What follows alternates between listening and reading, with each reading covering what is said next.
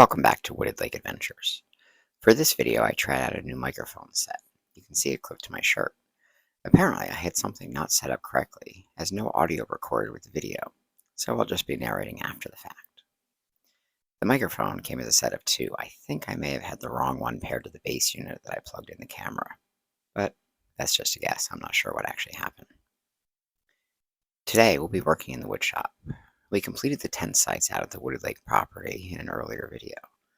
With 5 sites set up thus far, possibly more to come, we'll see, I thought it would be fun to create signs to label the sites, so if someone comes to stay at the property, we can tell them, oh, you're staying in 10 Site A, or oh, today you're in 10 Site B, or whatever.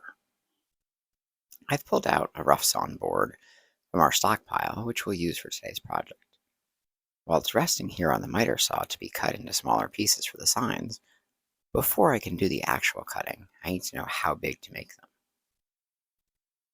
My plan for the signs is to use a router with some stencils I have to write 10 Site with tent on the top line and site below it. And then next to that, a larger letter on the board for A, B, C, D, E, whatever 10 Site it is. On the side of the board, I'll also put the Wooded Lake logo so that it looks, a little fancy. I'm going to set up the stencils now and take a quick measurement of the width I need for the words.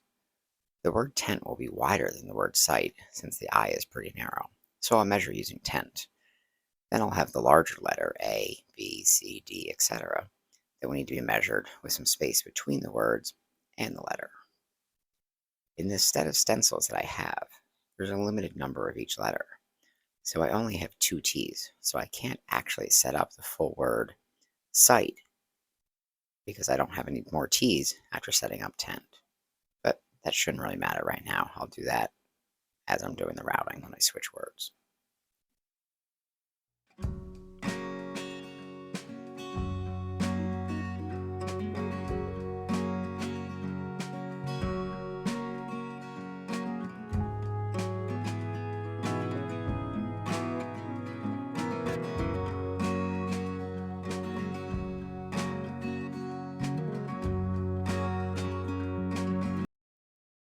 Now that I know the amount of space on the board I need for the lettering, I can gauge how big of a piece we'll need in total and do some cutting. I've gone ahead and marked the board where I need to cut it, so I'll go ahead and line up the blade and do our cut. This board is slightly wider than the size I can cut with my 10-inch miter saw, so I need to make one cut and flip the board over and finish off the cut. Not a big deal. There's some repetitive work with this project since I'm making multiple signs, as the audio didn't come through, so you really have no idea what I'm actually saying. When I'm doing the work, I'll just speed up the video so it doesn't run on too long. Once the first piece has been cut to size, I find it much easier to use that piece as a story stick or a measurement template rather than using a tape measure and pencil to mark each board again, and then get everything lined up. Obviously, both ways work, that's just my preference. So this board is big enough to give us 4 signs. We'll start with that and make more down the road if we like them. With the signboards cut to length, the next step I'm going to do is surface plane them to remove the outer rough surface. We'll do this on both sides.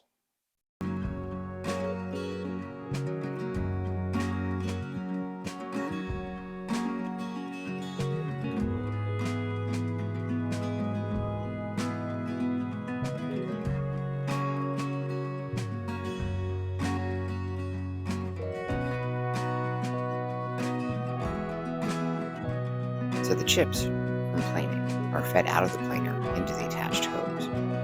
As you can see, when the hose is removed, the chips just come flying out and pile up pretty quickly. With the hose attached, the chips are fed into our dust collector and are bagged up.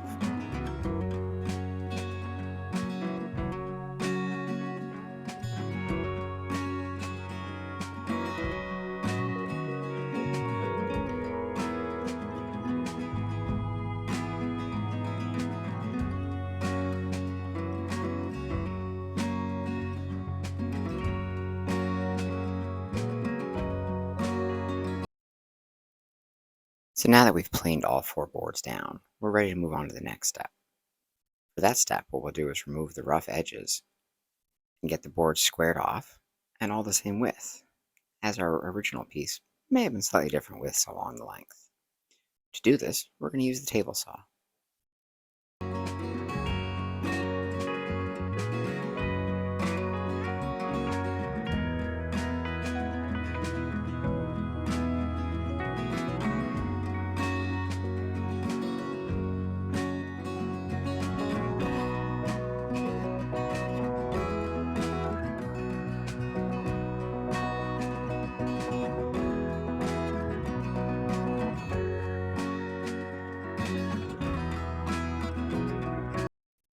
Now that the boards are the right length and width and thickness, we're ready to start routing. We're using a template for our router that I purchased from Rockler many years ago. I've got the first sign set up and the template clamped, so we'll start working. We're using a plunge router for this to make it a little bit easier, but you probably could use another router instead.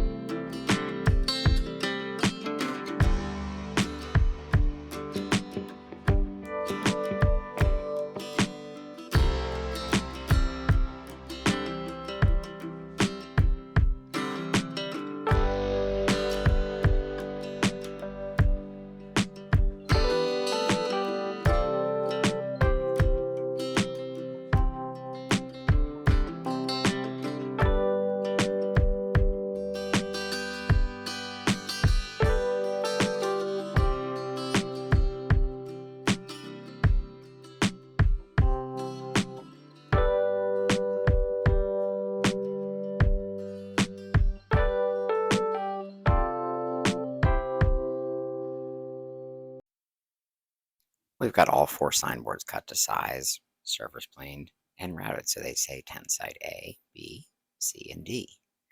This video is getting a little long, so we'll make this project a 2-part video. Next time, we'll get the logo on the signs, do some edge routing, sand them, and water seal them. Thanks for watching. As always, please give our video a like, share it with your friends, subscribe to our channel so you know when we post new videos, and leave us a comment. Thank you.